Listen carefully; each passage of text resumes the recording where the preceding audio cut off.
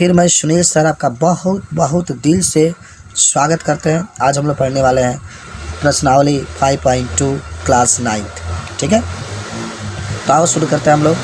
हम आपको बता दें कि प्रश्नावली जो कहता है कि आप यूक्लिड के, देखिए पहला क्वेश्चन आपके पास है, आप यूक्लिड के 5वीं अभिधारणा किस प्रकार लिखेंगे ताकि ये सरलता से समझी जा सके। यूक्लिड के धारणाओं में कह रहा है कि आप यूक्लिड के 5वीं अभिधारणा किस प्रकार लिखेंगे ताकि वह सरलता से समझी जा सके। देखो दोस्त, कह सकते हैं आप इसमें कि यदि दो रेखाएं को कोई तीसरी तिर्यक रेखा इस प्रकार काटे, ध्यान दो, यदि दो रेखाओं को कोई तीसरी रेखा तिर्यक रेखा इस प्रकार काटे कि एक ही और अंतःकोणों का योग 180 से कम हो, तो जिस तरफ अंतःकोणों का योग 180 से कम होगा उसी और प्रथम दो रेखाएं आगे बढ़ाने पर प्रतिच्छेद करेंगे। बात समझ रहे हैं? एक बार और देखो, मैं पढ़ रहा हूँ, 5वीं अभिधारणा को समझाना आपको। कह सकते हैं कि यदि दो रेखाओं को कोई तीसरी तिर्यक रेखा इस प्रकार काटे कि एक ही ओर के अंतःकोणों का योग 180 डिग्री से कम हो, तो जिस तरफ अंतःकोणों का योग 180 डिग्री से कम होगा उसी ओर प्रथम दो रेखाएं आगे बढ़ाने पर प्रतिच्छेद करेंगे। देखो बच्चों, हमारे पास क्या है, दो रेखा है, एक ए बी रेखा है, एक सी डी रेखा है। देख रहे हो बच्चों, क्या है, एक हमारे पास ए बी रेखा है, एक हमारे पास सी डी रेखा है। दोनों रेखाओं की एक तिर्यक रेखा है जिसका नाम क्या है, पी क्यू है, वह काट रही है। और देखो बच्चों, इधर कोण 1 है, कोण 2 है, दोनों कोणों का योग जो होगा 180 से कम होगा क्योंकि ये दोनों एक दूसरे की तरफ झुक रही है।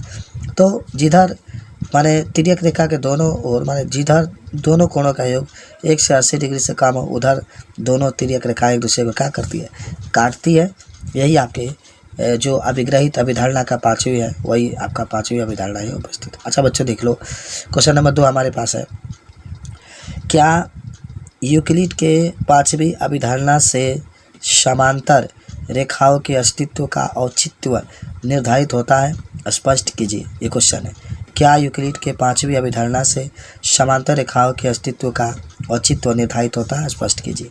अच्छा देखो बच्चों, अगर हम इसका उत्तर लिखें तो उत्तर में लिख सकते हैं कि माना दो सरल रेखाएं यम और यन पर एक सरल रेखा यल इस प्रकार पड़ती है कि यल के एक ही और अंतःकोणों का योग दो समकोण हो, दो समकोण का मतलब 180 हो, तो यूक्लिड के 5वीं अभिग्रहित के अनुसार ये रेखा यल के इस ओर नहीं मिलेगी।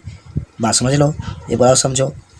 माना दो सरल रेखाएं यम और यन पर एक सरल रेखा यल इस प्रकार काटती है कि यल के एक ओर के अंतःकोणों का योग दो समकोण हो, तो यूक्लिड के 5वीं अभिधारणा के अनुसार यह यल रेखा के इस ओर नहीं मिलेगी। चूँकि यल रेखा के दूसरी ओर अंतःकोणों का योग भी दो समकोण होगा, अतः यम और यन दूसरी दिशा में भी बढ़ाने पर नहीं मिलेंगे, अतः यल और यम एक दूसरे को कभी नहीं काटेंगे। देखो दोस्त, चित्र के माध्यम से हम आपको समझा दें कि क्या चित्र होगा। हमारे पास देखिए दो रेखाएँ हैं, एक ये रेखा है यल और एक ये रेखा है यम, और एक तिर्यक रेखा तीसरी रेखा हम लोगों ने खींचा। यहाँ पर जो कोण होगा वह भी 90, यहाँ पर भी होगा 90। दो समकोण 90 का मतलब 180, 180 का मतलब ये रेखा एकदम सीधी जाएंगी और ये यल और यम एक दूसरे को आगे कभी नहीं काटेंगे। यल और यम रेखा एक दूसरे को कभी नहीं काटेंगे। उसी तरीके से इधर अगर ये दो आपके पास उपस्थित है, दो समकोण उपस्थित है, तो ये दोनों समकोण एक दूसरे को क्या करेंगे, कभी नहीं काटेंगे। समझ रहे हैं? तो इस तरीके से यल लिख सकते हैं आप यहाँ पर, यल और यम एक दूसरे को कभी नहीं काटेंगे। तो इस तरीके से आप इसको बता सकते हैं मेरे दोस्त। धन्यवाद।